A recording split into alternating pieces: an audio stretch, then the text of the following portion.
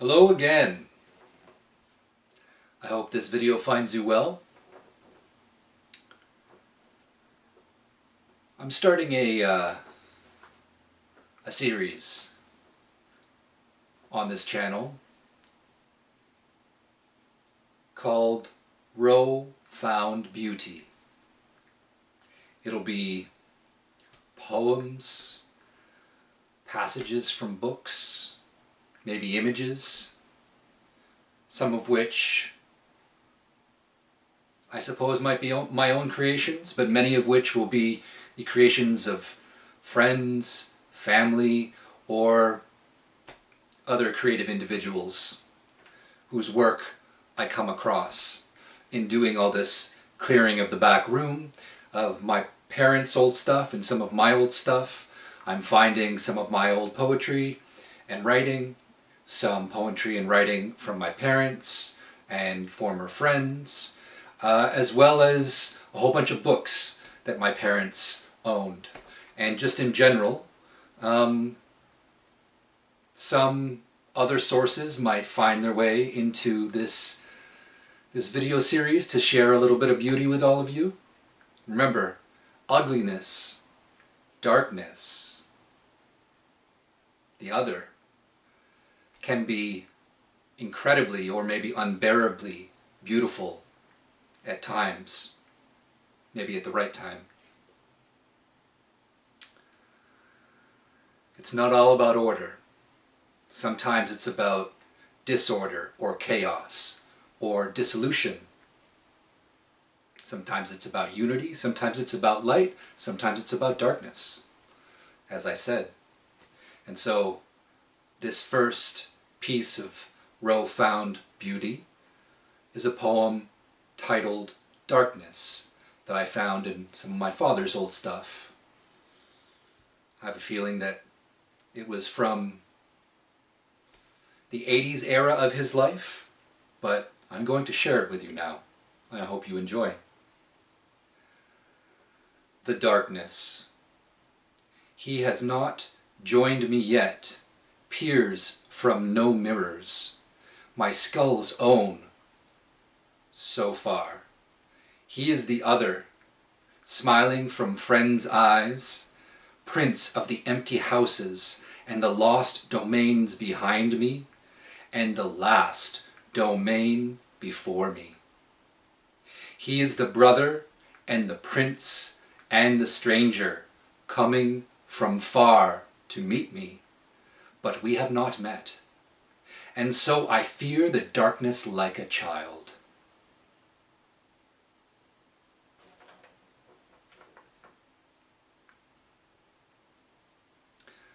Now, one of the unavoidable realities of creative endeavors, of art, whatever that means, I guess, from person to person, from context to context, but one of the unavoidable realities of art is that whatever the intention of the creator, of the artist might be, the viewer, experiencer, is always going to bring their own set of symbols and meanings, experiences, and interpretations. And this is unavoidable. Now, some artists will lean into that and will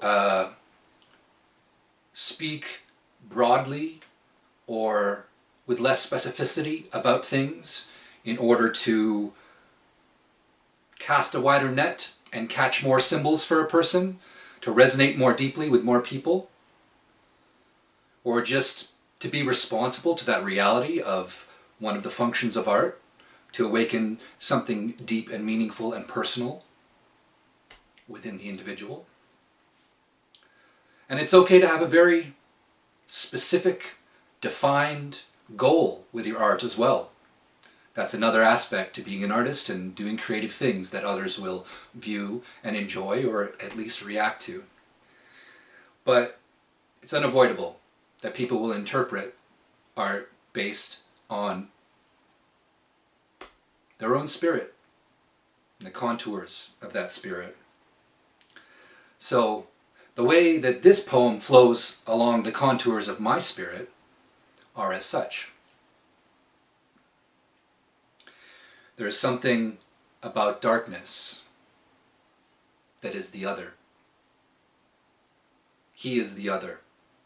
The first line of the second paragraph in this poem. And so, other, in one sense, can mean evil. It is the thing that is not us, that either we reject or fight against, or work to understand and integrate as a challenging reflection of ourselves or the greater human. Darkness often represents that. Darkness also represents the unknown. He has not joined me yet. Peers from no mirrors. My skull's own, so far. Physical darkness within the skull. I mean, I don't know if really light penetrates very far into the ear. It seems like a dark place where much illumination can spring forth from. But, yeah. Those shadow parts of ourselves that hide within our mind. Those unknown things that we haven't learned yet can be represented as darkness. Parts of ourselves that we can't face, we refuse to face, can be represented as darkness within our own mind. And I guess our skull being the house for our mind from a certain perspective. Prince of the empty houses, I suppose literally. Empty houses typically don't have the lights on. The other in the lost domains behind me. As we age, as we move through our journey in life, those pieces of our past in some cases become dimmer as they grow farther away from us temporarily. And then the last domain before me, one of the powerful concept symbols on this channel that I talk about, something that I've contemplated since I was a boy, is death.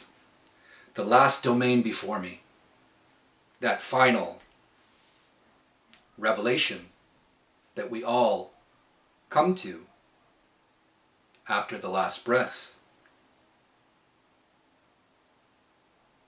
That forbidden knowledge that we can only view and understand once we cross the river, never to be crossed the same way again. He is the brother.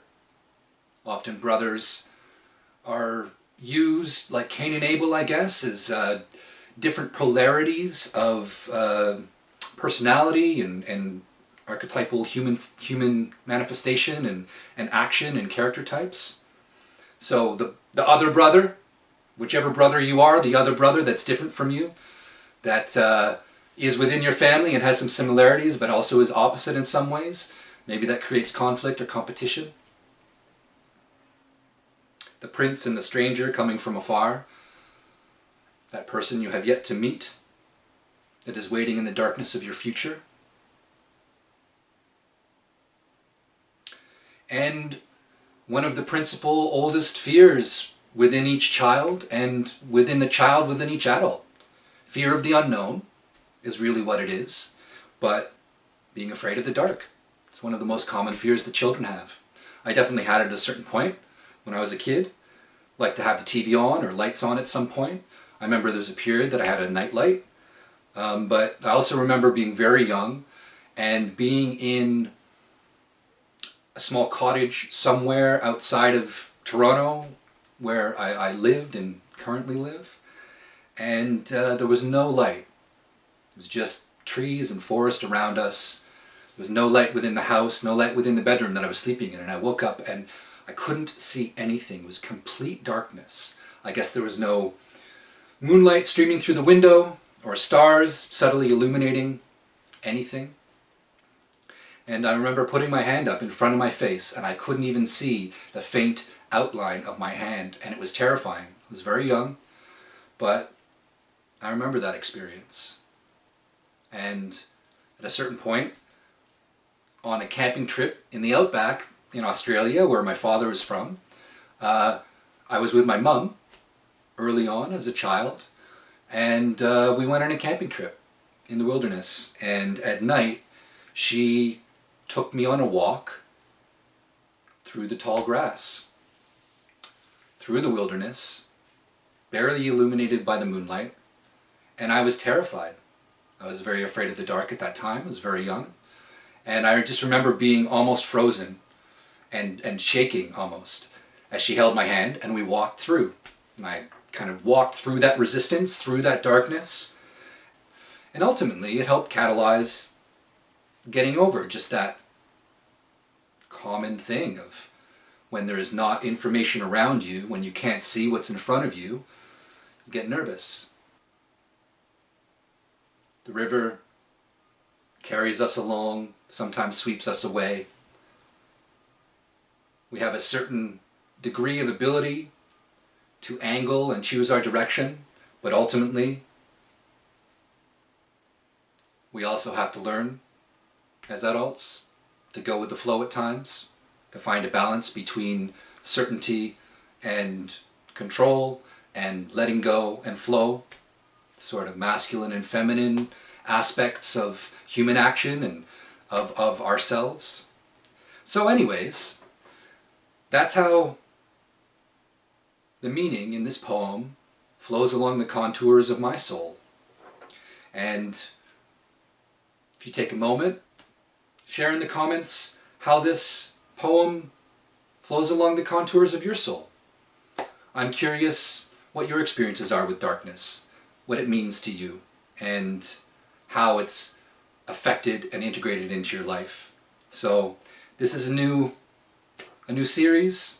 It's a way to make use of some of the treasures that I've found in this back room as I sort out the odds and ends of 2 lives well lived. I guess 3, my own included. And yeah, share some of it with you. So I hope you enjoy, and I hope you find a way to face the darkness within each moment. Thank you.